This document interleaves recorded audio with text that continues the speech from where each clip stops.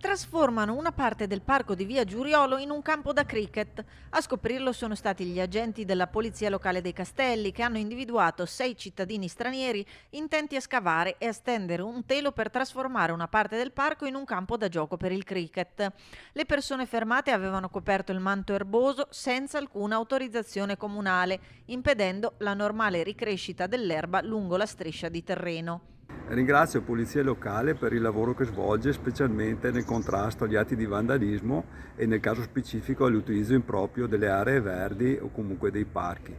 In questo caso c'è anche il pericolo che le palle o quelle che viene utilizzato per l'utilizzo appunto di queste aree in modo improprio vadano a colpire le persone che transitano o comunque i veicoli, le moto e anche le abitazioni. Inoltre gli agenti nella stessa giornata hanno anche individuato un minore che insieme ad alcuni coetanei aveva appena finito di disegnare un graffito con le bombolette di vernice spray nei pressi del sottopasso. Gli agenti hanno elevato 8 sanzioni ai responsabili dei 2 distinti episodi che si sono verificati nel fine settimana.